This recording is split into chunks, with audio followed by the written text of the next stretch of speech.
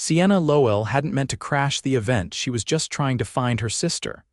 The grand ballroom of the Langley Hotel glittered with chandeliers and whispered wealth. Everyone was clad in designer gowns and tuxedos, sipping champagne and flashing diamonds. Sienna stood at the edge in her thrifted black dress and worn flats, completely out of place. She clutched her purse tightly to her chest as her eyes scanned the room for her younger sister, who'd gotten in on a fake invite. She shouldn't have let her come alone. "Excuse me," a sharp voice cut through the hum of the crowd. "This area's for guests only." Sienna turned and found herself facing a tall, smug-faced man in a tailored navy suit, his name tag read, Nick Walters, Executive Director. Two other men flanked him, just as annoyed. "I'm just looking for someone," Sienna said quietly, trying to stay calm. "My sister, you're not on the list," Nick snapped. "You're clearly not supposed to be here. I suggest you leave before security escorts you out." A few heads turned. The humiliation burned hot in her cheeks. She opened her mouth to respond when a deeper voice cut in from behind the group. "She's with me." Heads turned again, this time in reverence. The man was tall, broad-shouldered, wearing a crisp black suit that probably cost more than her rent for a year. His hair was dark, slightly tousled like he didn't care it was perfect, and his eyes, piercing blue, were locked on Nick with cool authority. "Kieran Fox," he said, extending a hand towards Sienna.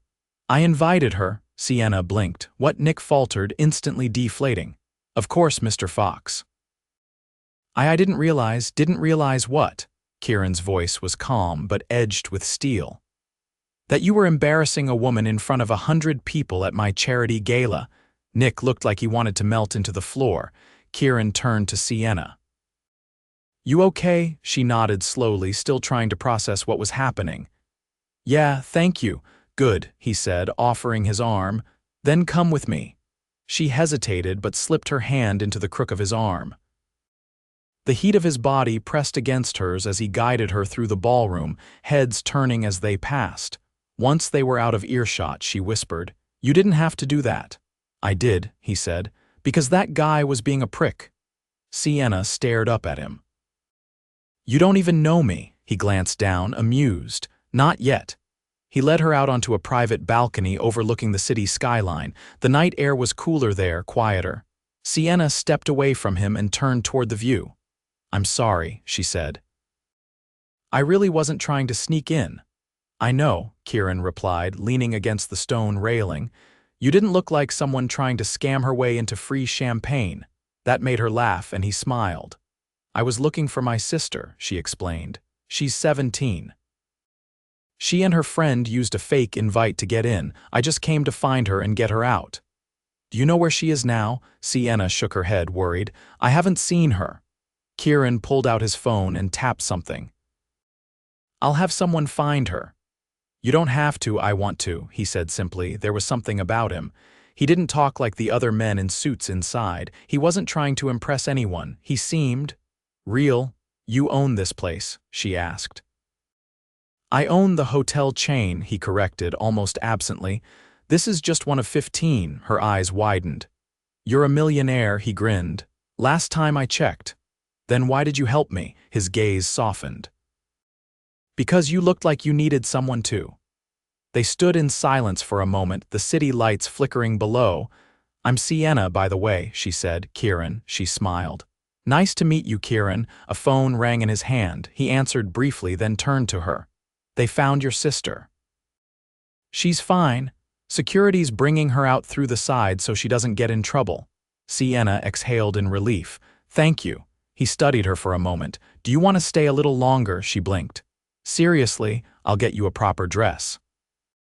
"You'll fit right in." She hesitated, then smiled. "Okay, why not?" Minutes later, she was in a private suite upstairs, standing on a podium as a team of stylists presented her with options. Kieran had apparently instructed them to give her the best. They didn't ask her size, they just knew. She ended up in a midnight blue satin gown that hugged her waist and skimmed the floor. Her hair was softly curled, makeup glowing. When she stepped out, Kieran was waiting and he stared. "You look." He cleared his throat. "Incredible," Sienna flushed. "Thanks." This is insane. He offered his arm again. Let's make them regret ever looking at you twice. They re-entered the ballroom, and this time every head turned for a different reason. Kieran held her close, guided her to a table near the stage, and kept his hand on hers the whole time. By the end of the night, Sienna forgot why she felt like she didn't belong, until her sister appeared beside her, whispering, "We need to go, now." Kieran stood. "Is something wrong?" Sienna's heart kicked up. "What happened?" Her sister glanced at Kieran, then back to Sienna. "Some guy tried to follow us out. He said weird stuff. He's still outside." Kieran's jaw tightened. "Stay here." He strode off without another word, disappearing out the side doors. Sienna's pulse pounded. Minutes passed before he returned, his face calm but tense. "He won't be bothering you again," he said simply. "What did you do?" "Handled it." She stared at him. "Why are you doing all this? You don't even know me." He looked at her, eyes steady. "I don't need to know everything about you to know you didn't deserve to be cornered or treated like you were invisible. I saw that look in your eyes when that guy spoke to you. No one should look that afraid." Her throat tightened. "Thank you." Kieran reached up and gently tucked a strand of her hair behind her ear. "You don't have to thank me, just don't disappear." Sienna swallowed. "I won't." He smiled, softer this time. "Good. Because I'd like to see you again." And she knew, for the first time in a long time, that she wanted that too. The taxi ride back to Sienna's apartment was silent, except for the steady hum of the engine and her sister's restless fidgeting beside her. Sienna's fingers were still curled around the clutch that didn't belong to her, the midnight blue gown pooling around her legs, far too extravagant for the peeling vinyl seat beneath her. Kieran had offered to send a car. She declined, overwhelmed by the weight of the night pressing down on her like a second skin. The moment they stepped inside the third-floor walk-up, her sister kicked off her heels and collapsed onto the couch with a groan. "That was the scariest fun I've ever had." Sienna didn't answer. She stood frozen in the tiny kitchen, staring at the dress in the cracked mirror above the sink. It didn't look like it belonged to her. None of it did. "I didn't think anyone would notice us," her sister added. "We weren't doing anything wrong." "You lied to get in," Sienna said, voice low. "I just wanted to see how the other half lives." Sienna turned away from the mirror. "Well, now you've seen it." Her sister sat up, brows pinching. "He was into you, you know, that guy, the tall one." Sienna pulled the pins from her hair, dropping them one by one into a chipped mug by the sink. "He was being kind, that's all." "You think guys like him are kind for no reason?" Sienna didn't answer. She was too aware of how her heart had raced when Kieran had looked at her on that balcony. How his tone had shifted when he'd spoken to her, like she was the only person in the room. But she had no space in her life for distractions, especially not ones wrapped in tailored suits and polished control. The next morning, she returned the dress to the Langley Hotel's front desk, bagged and folded with a handwritten thank you note tucked inside. She didn't expect a response. She hoped there wouldn't be one, but 3 days later he showed up at the cafe where she worked. It was the lunch rush, and she was elbow-deep in dishes behind the counter when the bell above the door jingled. She glanced up and nearly dropped a plate. Kieran Fox was standing just inside the entrance in a charcoal coat and black gloves, surveying the room like he owned it. Which, knowing him, he probably did. Her coworker nudged her. "Someone you know?" Sienna wiped her hands on her apron and stepped out from behind the counter. "What are you doing here?" "I read your note," he said, pulling a folded piece of paper from his coat pocket. "You didn't sign it." "I figured you'd know who it was from." "I did. That's why I'm here." She crossed her arms. "You came all the way uptown just to tell me that." He tilted his head slightly, eyes scanning the modest cafe. "I figured if I waited for another gala it might be a while." She felt her cheeks flush. "You shouldn't be here." "Why not?" "Because this isn't your world," she said, gesturing around, "and I'm not a part of yours." Kieran's gaze didn't waver. "You keep saying that like it's a fact. It is." "You don't get to decide that for me." Her heart pounded in her chest. She didn't know how to answer that. He took a step closer. "I'd like to take you to dinner, not a gala, just dinner. You choose where." She hesitated. Every part of her screamed to say no, to keep her head down, to avoid the chaos she could feel brewing behind his steady eyes. But another part, the part that remembered the way he'd shielded her that night, whispered yes. "There's a diner 2 blocks from here," she said finally. "The booths are cracked and the coffee tastes like cardboard." He grinned. Perfect. They met that evening just after sunset. Sienna wore a sweater that had been patched at the elbows and jeans with frayed cuffs. Kieran arrived in a wool coat with a scarf wrapped neatly around his neck, but he didn't look out of place. He looked curious, alive. They sat in a corner booth under buzzing fluorescent lights. He ordered pancakes and bacon. She got grilled cheese and fries. "So," he said, pouring syrup with the precision of someone who'd never cooked a meal in his life. "What do you actually do?" "I work at the cafe. I freelance a little editing mostly. Articles, grant proposals, academic reviews." "It's not glamorous. Sounds like it takes brains." "It takes rent money," he smiled at that. "And your sister? She's 17, too smart for her own good. I've had custody of her since last year." He paused, fork halfway to his mouth. "Parents, gone," she said flatly. "Car crash. I was 21, I've been raising her ever since." He set the fork down gently. "That's a lot. It's life." They ate in silence for a few minutes, then he said, "You don't trust anyone, do you?" She looked up sharply. "What's that supposed to mean? You're always bracing for something like kindness comes with a price tag." She pushed her plate away. "Maybe because it usually does. Not from me." She studied him. "Why me, Kieran? You could have any polished, perfect woman in that ballroom. Why chase someone who can't even afford a dress?" He leaned forward, voice barely above a whisper. "Because none of them looked me in the eye like you did." Her breath caught, and none of them walked away.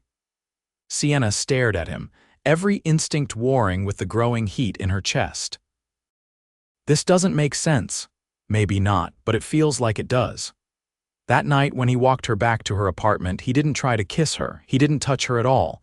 He just waited at the base of the steps and said, "Tell me if I'll see you again." She hesitated, then nodded once. "You will." He smiled, then turned and walked to a sleek black car parked at the curb.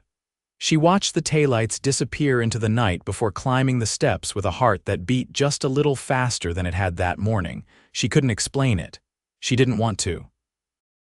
But something had shifted, and she knew whatever this was, it was only just beginning.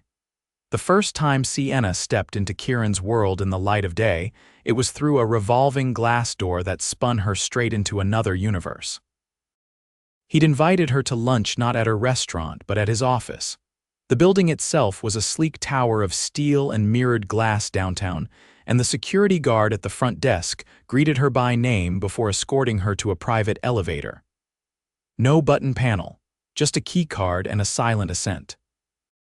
When the doors opened, she stepped into a sun-drenched space that overlooked the city from 40 floors up. It wasn't just an office. It was a statement floor-to-ceiling windows, dark oak paneling, and a sprawling desk that looked like it belonged to a Bond villain. But none of that compared to the man standing with his back to her, sleeves rolled to his elbows, tie loosened just enough to make him look unfairly human. "You made it," Kieran said without turning. "Wasn't sure I would," she replied, taking a cautious step forward.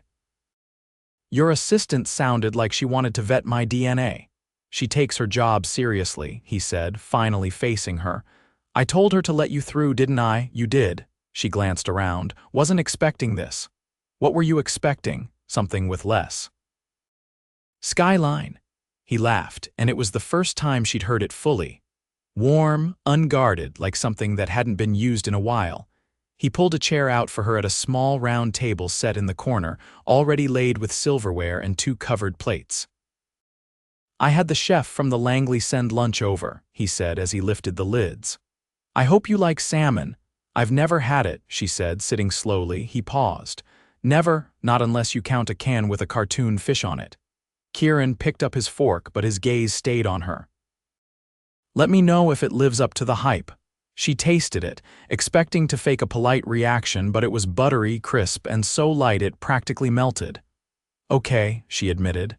"That's ridiculous." He leaned back, satisfied. "Good." They ate without rush, the silence between them not awkward but easy, broken by questions that didn't feel like interrogation. "What's the best decision you've ever made?" she asked. He tilted his head. "Hiring a man named Paolo to run my investments when I was 22. He's tripled everything I've ever touched," she raised a brow. "That's not very romantic." "You didn't ask for romantic, you asked for the best." He pointed his fork at her. "Your turn," she thought for a moment, "keeping my sister with me. After the accident, my aunt offered to take her. Said I'd be too young, that I'd ruin both our lives. Maybe I did, but I never let her go." Kieran didn't smile, his expression sobered, gaze fixed on her like he was seeing something more than just what she said. "You didn't ruin anything," he said. "You don't know that. I know what kind of person stays up at night worrying if they did." Sienna looked away, unsure what to do with the way he always cut through to the part of her she kept buried. After lunch, he gave her an impromptu tour of the floor boardrooms with glass walls, a private lounge with espresso taps, and a conference room big enough to host a wedding reception. But what caught her attention was a door at the far end that looked like it didn't belong. "What's in there?" she asked. "Storage," he said too quickly. She narrowed her eyes. "That's a lie." He hesitated, then tapped in a code. The door swung open to reveal a space that was nothing like the rest of the office. It was bright, cluttered, and filled with canvases of half-finished paintings, a grand piano against one wall, and a work table strewn with sketchpads and charcoal. "You're an artist." "I was," he said, stepping inside. Before everything else took over. She walked slowly through the room, stopping at a canvas that showed a woman's silhouette against a stormy sky. "She's standing still, but everything around her's moving," she said, without realizing she'd spoken aloud. Kieran looked at the painting. "That one's unfinished. It doesn't feel like it." He watched her closely then, like he was weighing something invisible. "I don't show this room to anyone," he said. "Why not? Because it's real, and not everything in my life is." Sienna turned to face him. "Then why show me?" "Because you don't pretend either." That night, he didn't send her home with a driver. He walked her to the subway himself, even though it was well past dark and his phone hadn't stopped buzzing since they left the building. At the station entrance, she turned to him.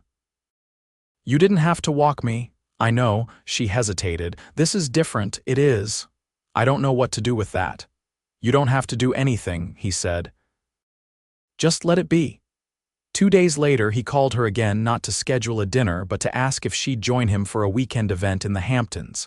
"It's a charity auction," he explained, "but less stiff than the gala, more outdoors, no ball gowns, there's even a bonfire." She laughed. "You're telling me millionaires huddle around fires and roast marshmallows? Only the brave ones." Her sister agreed to spend the weekend with a friend's family, and Sienna found herself standing in front of a sleek black SUV the next morning, unsure what she was walking into. When the driver opened the door, Kieran was already inside, sleeves rolled, sunglasses pushed up in his hair, a travel mug in hand. "You ready?" he asked. "Not even a little." "Perfect." The drive was quieter than she expected, but not uncomfortable. He played music she didn't recognize, soft, instrumental, complex, and asked questions that didn't feel small. At the estate, she stepped out into a landscape that looked like it belonged in a magazine. Rolling lawns, a sprawling house with wraparound porches, and clusters of people scattered across the grounds in designer sweaters and casual linen. And yet, when Kieran took her hand to lead her through it all, she didn't feel like she was trespassing. She felt like she belonged. Until a woman in red stepped in front of them, sunglasses perched on her head like a crown, voice pitched to carry. "Kieran," she said, smiling with too much familiarity. "I didn't know you were bringing anyone." He stiffened slightly. "Sienna, this is Elise." "Elise, Sienna." Elise looked Sienna up and down, taking in her canvas sneakers and second-hand jacket. "Lovely to meet you," she said, the words laced with anything but warmth. Sienna nodded once. "You too." When Elise walked away, Kieran exhaled. "That was my ex." Sienna didn't flinch. "Figured, she's not important." "I didn't ask." He stopped walking and turned to her. "You're not just someone I'm passing time with." "I didn't ask that either. I know, but I wanted to say it. She met his eyes, felt the heat rising in her chest, and didn't look away. Okay, she said quietly. Then don't mess it up. And in that moment, beneath the soft rustle of wind through the trees, she saw something flicker behind his gaze, not power, not control, but something rawer, something real. The fire crackled behind them, casting flickers of amber across the stretch of sand and lawn. Kieran's jacket hung from Sienna's shoulders, his scent still clinging to the fabric, warm and clean, like cedar and something sharper she couldn't name. They stood alone near the edge of the dunes, the voices from the party drifting behind them, muted by the wind. She hadn't spoken since Elise walked away hours ago, not out of hurt, but calculation. Sienna was used to navigating people who tested boundaries with a smile. But this wasn't her turf, and she hadn't figured out if stepping into Kieran's world meant risking her own balance.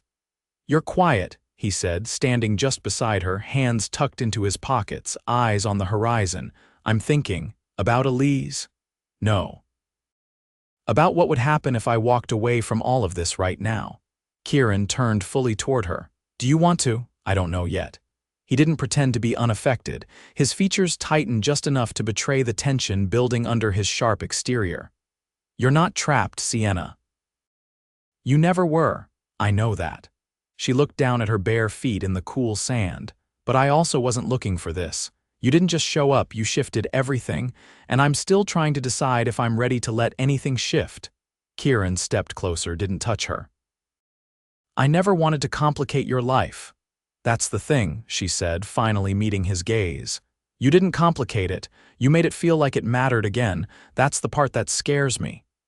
Kieran's jaw moved like he was holding back something heavy. "You matter even when you're not with me." She looked away, swallowing hard. "I've spent years being the person who holds it all together, for my sister, for myself. There hasn't been time to figure out who I am without all the pressure. And then you walk in and see parts of me I forgot were even there." "I didn't see them by accident," he said. "I saw them because you let me."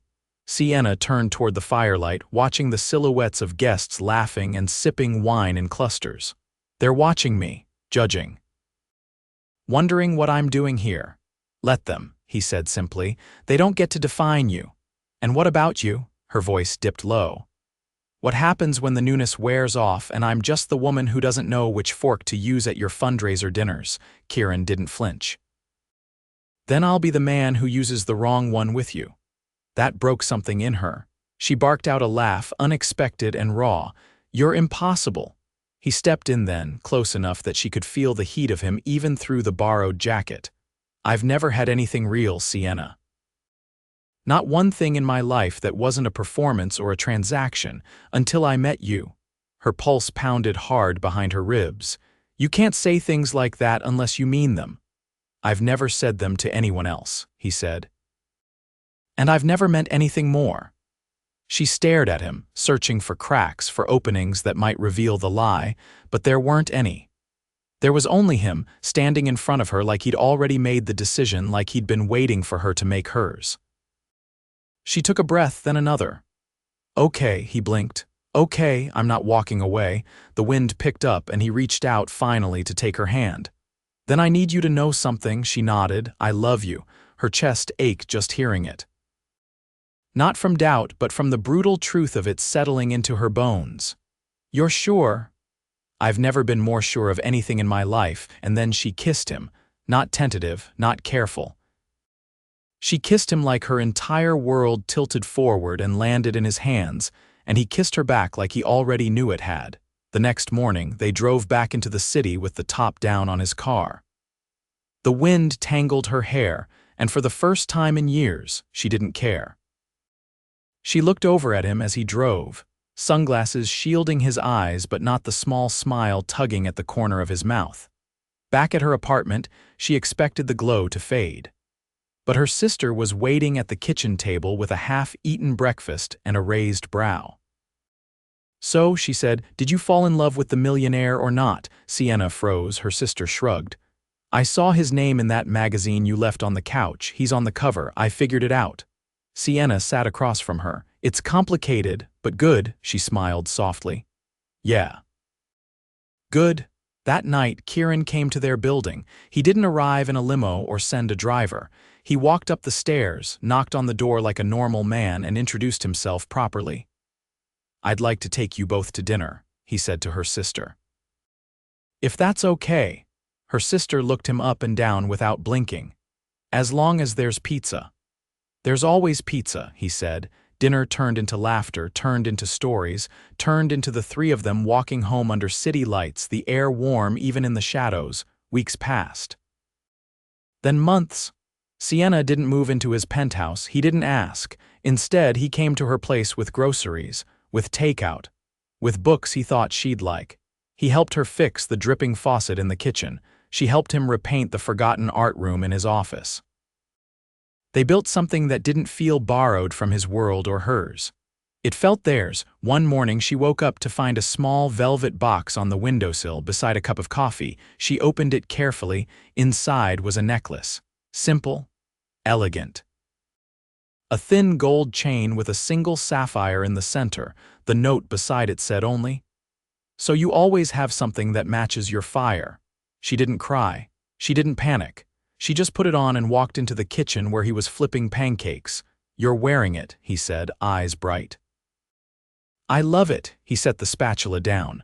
"I meant everything I said that night about loving you. I know. I still mean it." She crossed the room, wrapped her arms around his waist. "I still believe you." He kissed her temple, then her mouth, slow and certain. And in the quiet of their tiny kitchen, with syrup on the stove and sunlight on the floor, Sienna knew something she hadn't before. This wasn't a borrowed fairy tale or a moment she'd wake from. This was her life. And she was exactly where she was meant to be. Sienna stood in the middle of the gallery, surrounded by tall white walls and curated silence, stunned into stillness. Kieran had said it was a private event, that he wanted her to come. He hadn't said why. Now she knew. The exhibit was titled "Stillness in the Storm," a collection of 15 paintings, all his, each one bearing his name in small, unassuming print at the bottom right. But it wasn't just the art that stole her breath. It was the last piece, the one hanging alone at the far end of the room. A woman standing at the edge of a rooftop, city lights blurred behind her, wind catching her hair. Her eyes were closed, her shoulders relaxed. The storm was around her, not inside her. The plaque underneath read, "Sienna." She didn't hear him approach until he was next to her. "I didn't want to tell you until it was finished," he said, his voice low, careful. She turned slowly, her throat tight. "You painted me. I painted what I saw the first night we met, and every moment since. You were the only thing in the chaos that made sense." She looked back at the canvas. Her likeness wasn't perfect, but the emotion was. "You hung this in a gallery?" she asked. "I bought the gallery," he said. "I wanted it to be permanent." Her brow lifted. "You bought an entire gallery just to hang my portrait?" He shifted, not embarrassed, not boastful, just honest. "I needed the world to see what I see." Sienna felt her chest rise and fall, too full of something between disbelief and wonder. "You're out of your mind. For you, completely." She stepped closer to him until his hands could find her waist. "You didn't have to do all this." "I know," he said, brushing a loose curl from her cheek. "But I wanted to. For once, I wasn't building something for a board or for profit or publicity. I was doing it for someone who made me feel like I could breathe again." Her fingers curled into the front of his jacket. "It's overwhelming. Too much?" "No," she said, her voice soft. "Exactly enough." The rest of the night blurred into a warmth that settled deep inside her.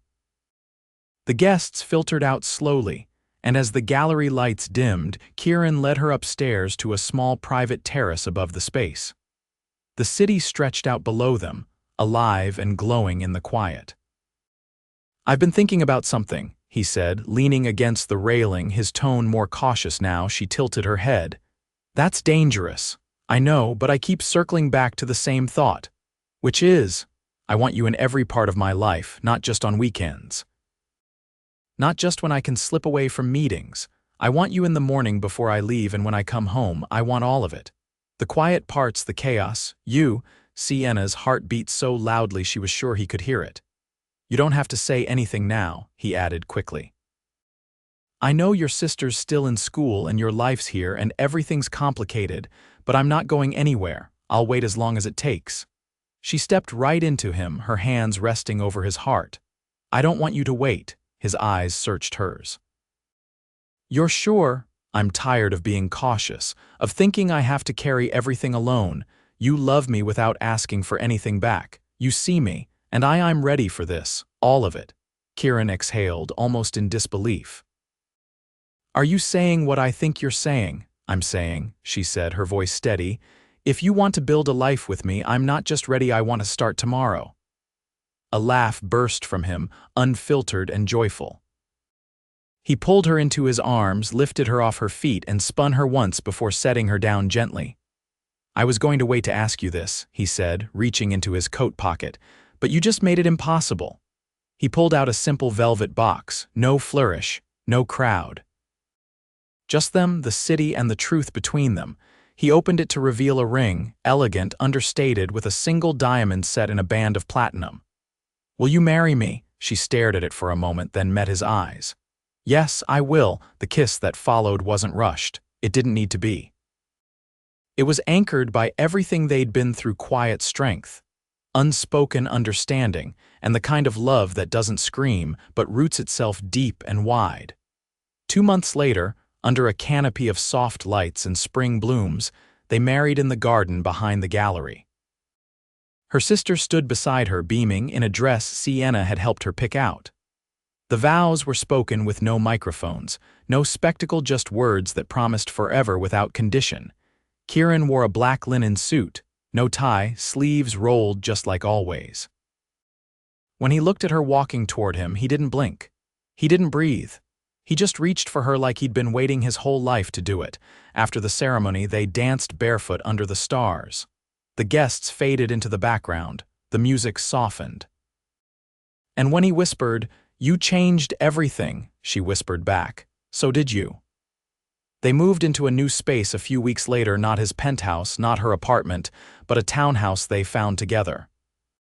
Something with creaky stairs and a crooked porch and enough room for books and paintings and quiet mornings. Her sister had her own room and a desk by the window where she studied for college entrance exams. Kieran took most of his meetings from home now. The art room was no longer hidden. It was part of their life, just like everything else. Sienna kept freelancing, but on her own terms. She turned down projects that didn't make her heart jump. She started writing again, stories, essays. One of them got published. The first of many. They made coffee together each morning. They argued about furniture placement. They laughed at the way they both hated folding laundry. They learned each other in every small, quiet way that mattered. And every night, just before the lights went out, Kieran would kiss her temple and say, "Still mine." And every night she'd answer, "Always."